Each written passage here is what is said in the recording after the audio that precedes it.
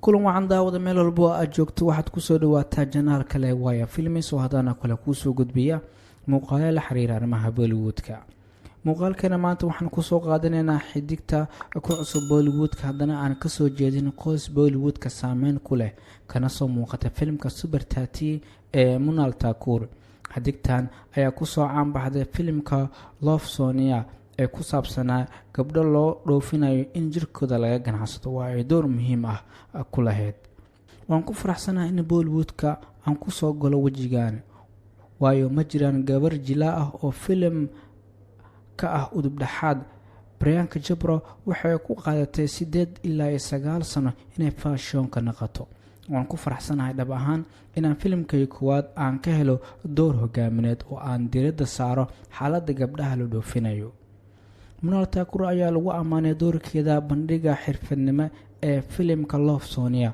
waraysi ay siisay BBC Asia Network ayay kaga hadashay in qoyska Bollywoodka aysan kasoo jeedin iyo waxa ay kala kulmi karto Bollywoodka. halka shay aan ogahay ah inaan noqdo qof iswaafaqsan ma rabo in la ii aqoonsado atrisho telefishin ama jilaa Bollywood. qaybahaas waxay ii dareensiinayaan inaan ku raaxaysan sidoo kalena waa wax adag maxaa yeelay qoyskayga kama soo jeedin Bollywoodka wax xiriir ahna kalama dhexeeyo waxaana aad u muhiim ah inaan nafsad ahaanteeda xushmeeyo. xidigtan ayaa la weydiiyey sida ay dareento maalmahan oo saxaafadda ay hadal hayso Sara Ali Khan, Janvi Kapoor iyo Ananya Pandey oo dhammaan ay Bollywoodka kusoo galeen qoys Bollywood ah inay kasoo jeedaan iyo waxyaabaha ay hadal hayso markii arrimahaasi lasoo qaado.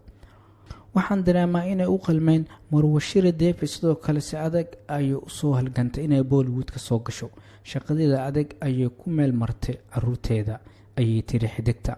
xidigta ayaa sheegtay inay dareento xumaan inaadan kasoo jeedin qoys Bollywood ah iyo sababta.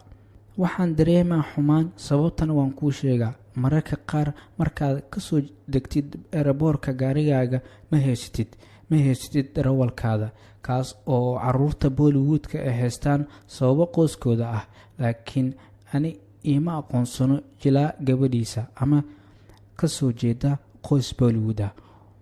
waana i faraxgelinaysa in la idhaho Munal Thakur ma ahan qof uu dhalay xidig Bollywoodka halyeeyga ah oo shakhsi kale aan ahay. xidigtan filimada ay kasoo muuqata waxaa ka mid ah Butler House, Super 13 iyo Love Sonia oo ahaa filimka ay kusoo caanbaxday. waxaana u diyaarsan filimka Toofan.